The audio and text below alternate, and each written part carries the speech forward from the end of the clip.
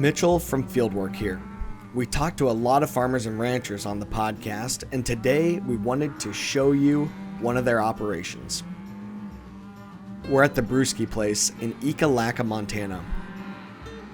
The Brewskis are a father, son, and daughter-in-law operation, and they work on 12,000 acres running mostly cattle.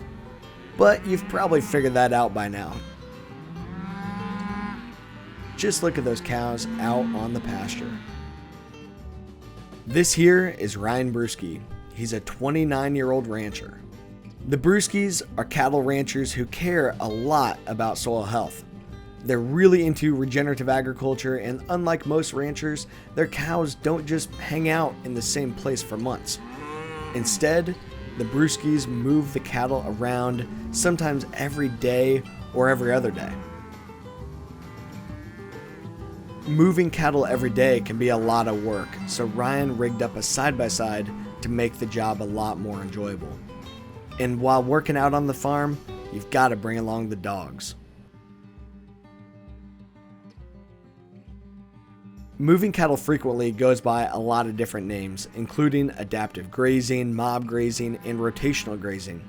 It's basically a way to mimic the movement of the bison on the prairie and utilize the cattle urine, saliva, and manure to nurture the soil in a distributed manner, just like it would have been done back on the open prairie.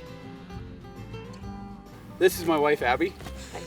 Abby Bruski. She's the mother of our two daughters, Becca and Harper.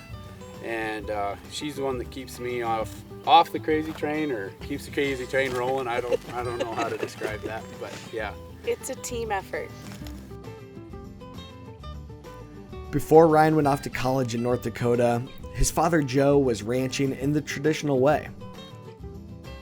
I'm Joe Bruski. I would be a second generation farmer down here and rancher in Ekalaka, Montana. Ryan's part-time beer money college job was working for rancher Gabe Brown, a well-known regenerative ag guy and a guest that we've had here on the podcast. Ryan came home and told his father that he had some big ideas for change on their family ranch. To Joe's credit, he was open to trying new things. Some of it I thought we were crazy. I'll be honest with you. The more we got into it, the better it got, and the more we drank the Kool-Aid. Like I said, it's kind of a different way of looking at things and working with nature, not against it. We asked Ryan and Abby how much credit should Joe get for being open to all that change. A lot, all of it, really. I mean, really should get all of it. Because this is his place, and for us to, he's setting that up, he's doing this for us and for our generations to come.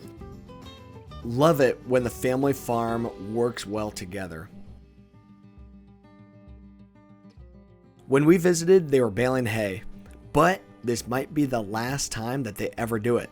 As Ryan says, when you remove that crop, that's a lot of carbon that you just removed, so you're depleting the soil when you do it.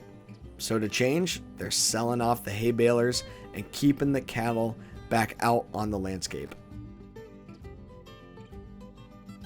The Brewskis are selling their non-GMO grass-fed beef in local markets and by mail order under the name Beaver Creek Homegrown.